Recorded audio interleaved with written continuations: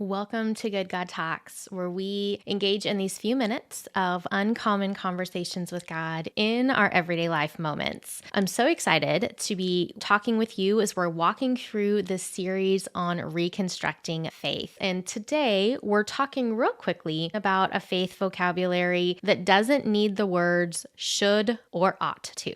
Now, I'm a writer, I'm a communicator. I love being very intentional with words, and especially when we're helping others in their walk with God, I am of the strong opinion that shoulds and ought tos are rarely helpful. I would even go as far as to say almost never helpful. I was really good at identifying ways that I was messing up or dropping the ball or not living up to my potential or not living up to what I thought God wanted me to do. And I put a lot of performative responsibilities on my own shoulders. I wanted to live up to who I thought God required that I be. And my motivators were usually based on outward performance and outward appearance instead of looking at how I could receive in my heart and spirit what I needed to actually walk out the life that God invited me into. When I would learn of areas of my own mistakes,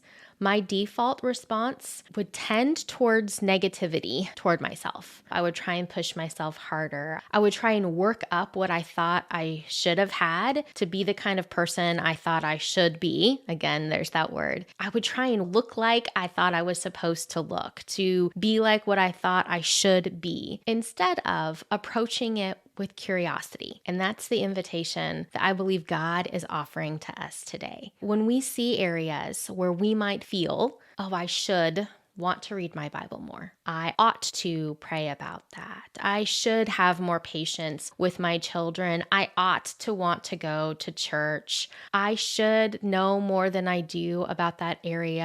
I should be a stronger believer by now. I ought to have more faith. Any of these areas. My encouragement for you is to step back and instead of feeling like you need to beat yourself up and do better and try harder and figure out a way to make things work, my encouragement is to slow down and approach that area with compassionate curiosity. Why don't you want to do that thing? Why haven't you gone there? Why is that still a struggle for you? And these are not questions to try and put labels or judgment or critiques on your performance. There are root causes that are contributing to how we live our lives. I wonder what those root causes are that are limiting you from walking in the fullness of what God has for you. Now, we're all constantly being transformed by God. There are areas in my life that I don't even know about yet, where I am walking in less freedom and fullness and wholeness than what God offers me. But as we continue to walk those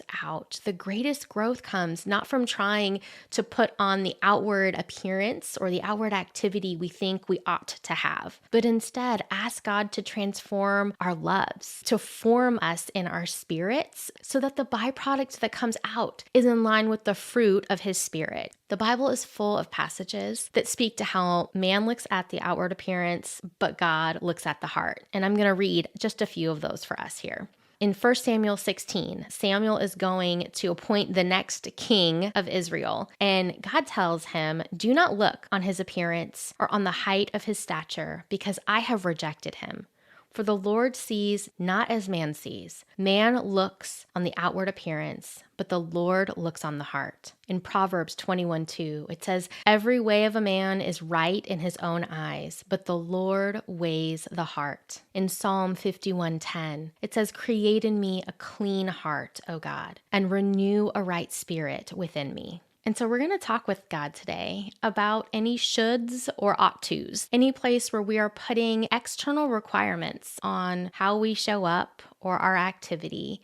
And if those motivators are coming from places that are less than what He has for us, where we can feel a pressure to perform and to do more for God. Oftentimes the invitation is to slow down and receive more from God. We get to ditch the shoulds and receive from God the things that He wants to deposit in our hearts, that they would grow and produce fruit in our lives. God looks at the heart. And so as His people, we can be those who look at our hearts too, and ask for God not just to help us with the external things that come with being a follower, but to help us with the internal workings, the motivators and the needs and the desires and the dreams that get to be in our heart, that we can then live from that overflow. So here's our question for today.